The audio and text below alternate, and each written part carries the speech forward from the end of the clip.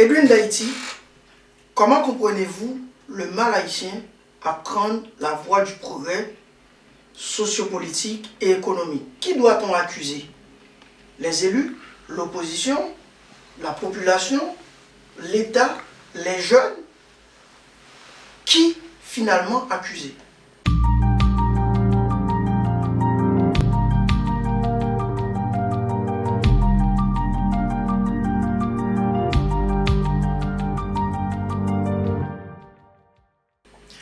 Je pense que cette question, on peut toutefois l'aborder sous plusieurs aspects. M. Parreno avait de toute façon étayé certains points. Ces points-là peuvent être liés aux causes actuelles ou ancestrales du pays. Parce que moi, personnellement, je prends l'haïtien dans son contexte. L'haïtien, au départ, on l'avait considéré comme une bête de somme. C'était des esclaves. On vient dans un pays, on est domestiqué, soit esclaves des champs, soit esclaves domestiques, soit ceux qui ont été tués, etc. Maintenant, ces personnes-là, qu'est-ce qu'elles ont subi au départ? Il y a tout un lavage de plus de 4 siècles.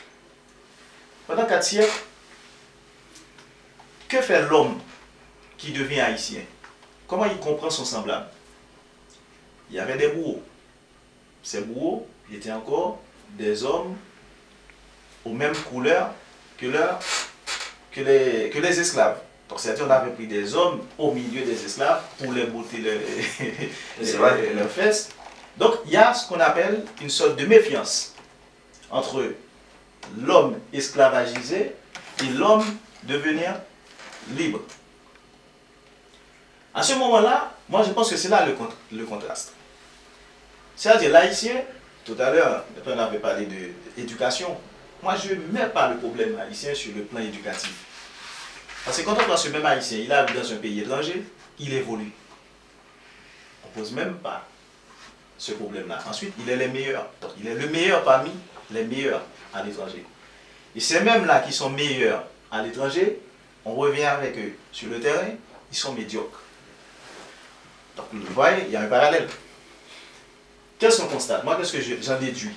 Je dis, on a un problème de discipline. Étant donné qu'on a une méfiance dans l'autre, l'haïtien n'accepte pas l'autre, n'accepte pas son confrère, son semblable pour le diriger.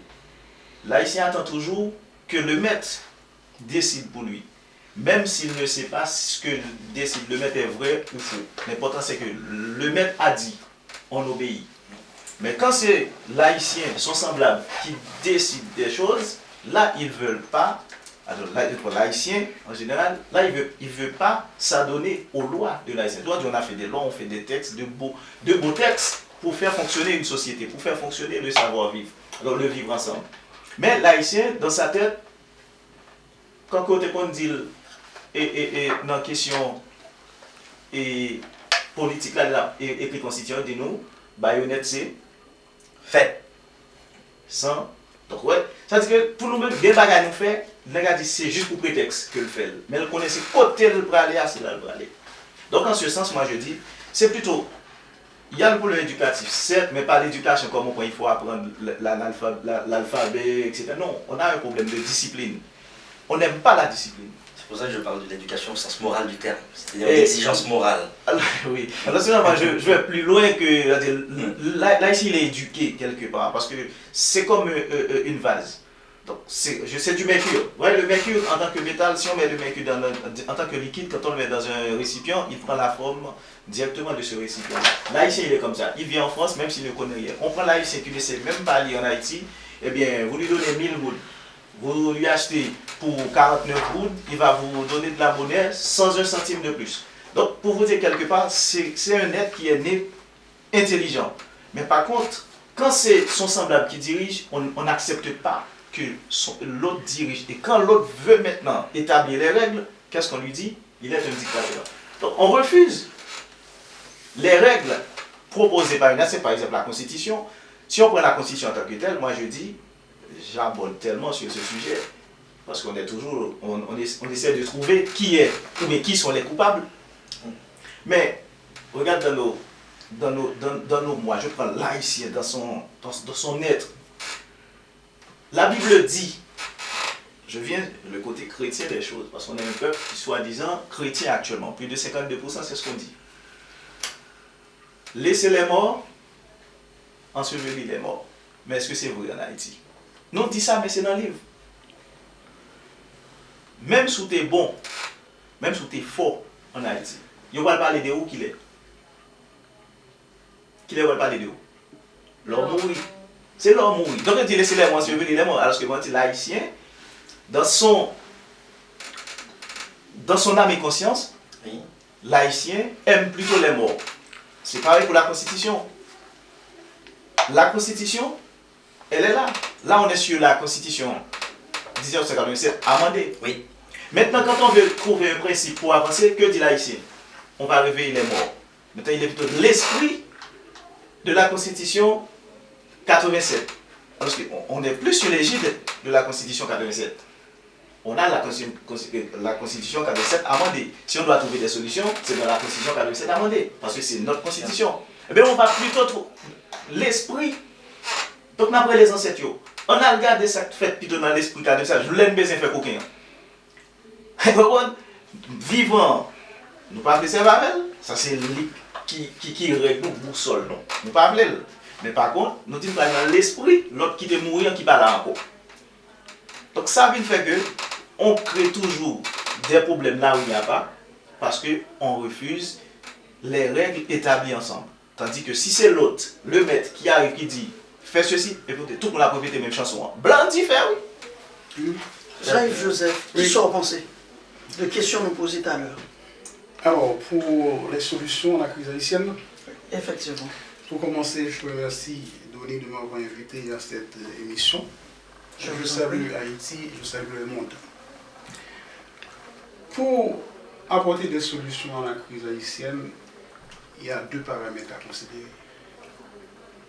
Le premier paramètre, c'est qu'il faut changer la Constitution. Il n'y a pas de sortir de là. On est tous unanimes qu'il faut changer la Constitution. Le deuxième paramètre à considérer, il faut inculquer le peuple haïtien une nouvelle forme de démocratie. Pour répéter textuellement le mot de Maître Péono, il faut le respect des règles. Il faut le respect des normes, parce que l'haïtien ne veut pas respecter les principes. L'haïtien ne veut pas respecter les règles. Donc si on change la Constitution, c'est bien. Si on change la Constitution et qu'on garde les mêmes politiques traditionnelles dans le système, ça ne changera pas grand-chose. Ça ne changera pas grand-chose. Il faut la Constitution, il faut d'abord changer la Constitution et ensuite il faut aussi inculquer de nouvelles démocraties. Mais les textes existent. Est-ce qu'il y a un problème de volonté politique ou un problème d'hommes compétents ou de femmes compétentes pour les appliquer? Les Haïtiens, les politiques haïtiens, ils sont compétents, même surcompétents. C'est que le sort d'Haïti, c'est un sort qu'on a expressément choisi. Ils ont tout fait pour que Haïti ne se développe pas. C'est que les lois sont là, les règles sont là, mais ils ne veulent simplement pas les respecter.